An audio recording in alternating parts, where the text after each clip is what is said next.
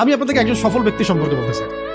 জুলাইবিস রাদিয়াল্লাহু আনহু ছিলেন কালো মানুষ, খুব উচ্চ বংশের না, খুব সুদর্শন না, খুব লম্বা না, খাটো টাইপের মানুষ, একটু বেটে টাইপের মানুষ, টাকা পয়সা একদমই নাই। তার অবস্থা কেমন? নবী সাল্লাল্লাহু আলাইহি ওয়াসাল্লামের সাহাবীরা অন্য হাদিস থেকে বলেছেন যে রাস্তার পাশে তিনি পড়ে থাকতেন।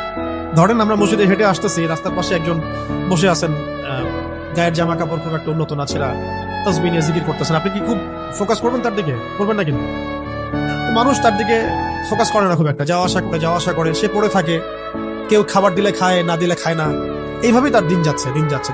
তো একদিন নবী সাল্লাল্লাহু আলাইহি ওয়াসাল্লাম তাকে বললেন যাওয়ার সময়, হে জুলাইবিস, তুমি কি বিয়ে করবা?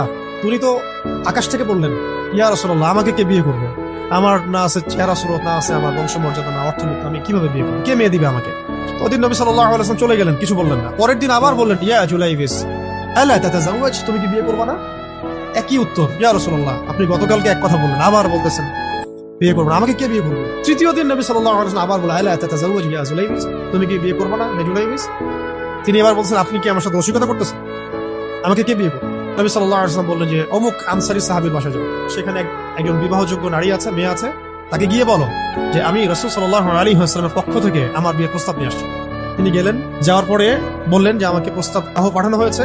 এর বাবা আর মায়ের রিয়াকশন ছিল অনেকটা সাধারণত যা হয় তেমন। তুমি বিয়ের প্রস্তাব নিয়ে আসছো, তুমি কি খাওয়াবা মেয়েকে? কোথায় রাখবা? তোমার তো নিজের কোনো থাকার জায়গা নাই। তারাও সেই প্রশ্ন করলেন, এমনকি এক পর্যায়ে রিফিউজ করে দেওয়া হলো, না এটা পসিবল না।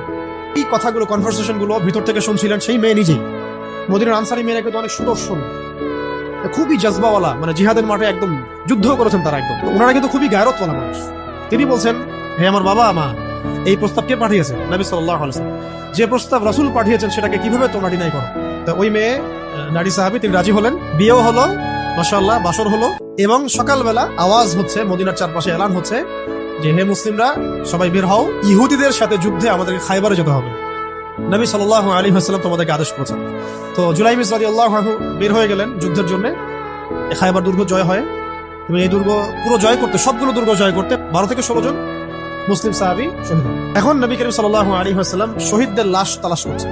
তো লাশগুলো তালাশ করতে একটা কর্নারে গিয়ে তিনি দেখলেন সেখানে জুলাইবিস রাদিয়াল্লাহু আনহুর লাশ পড়ে আছে এবং তার গায়ে অসংখ্য তরবারের দাগ, ক্ষতবিক্ষত অবস্থা। নবী সাল্লাল্লাহু আলাইহি ওয়াসাল্লাম নিজে তার কাছে গেলেন। যাওয়ার পরে তার যে মাথার পাশে নবী সাল্লাল্লাহু আলাইহি ওয়াসাল্লাম বসলেন। বসার পরে নিজের হাতে জুলাইবিস রাদিয়াল্লাহু আনহুর চেহারা থেকে এরকম করে ধুলাবালিগুলো সরান, তার গা থেকে রক্তগুলো আমাদের নবী সাল্লাল্লাহু আলাইহি ওয়াসাল্লাম মুছলেন, আদর করলেন। নিজের উরুর মধ্যে তার মাথাটাকে নিয়ে এসে রাখলেন। রাখার পরে এভাবে আদর করতেছেন। এরপর উপরের দিকে তাকালেন, তাকে চোখ নামাই নিলেন। সাহাবায়ে কেরাম তো আশেপাশে আছেন অনেকেই, বললেন যে ইয়া রাসূলুল্লাহ, আপনি এমনটা কেন করলেন? চোখ নামাই নিলেন। তখন তিনি বললেন যে আমি দেখলাম নাতের হুরদের মধ্যে অসংখ্য হুর ছুটে আসতেছে, কে জুলাইবিসকে আগে বরণ করবে তার জন্য। তিনি নিজে কাঁদলেন জুলাইবিসের জন্য, নিজের হাতে তাকে এভাবে উঠালেন। তিনি ছোট মানুষ ছিলেন, উঠাই নিজের হাতে তাকে দাফন করলেন। দাফন করার পরে তিনি বললেন, ইয়া জুলাইবিস আনতা মিন্নি ওয়া আনা মিনক, তুমি আমার অংশ, আমি তোমার। এই কথাটা বললেন কে? নবী সাল্লাল্লাহু আলাইহি ওয়াসাল্লাম। এখন আপনাদেরকে আমি সাফল্যের মানদণ্ড কিভাবে বোঝাবো? সাফল্য বলতে কি বোঝান? সাফল্য বলতে বোঝাচ্ছি ঈমান, বিশুদ্ধ আকীদা, বিশুদ্ধ আমল, আল্লাহর আনুগত্য, রাসূলের আনুগত্য, দুনিয়ার জীবনে মুসাফিরের মতো থাকা, যতটুকু প্রয়োজন ততটুকু সন্তুষ্ট থাকা, একজন নেককার স্ত্রী, সুসন্তান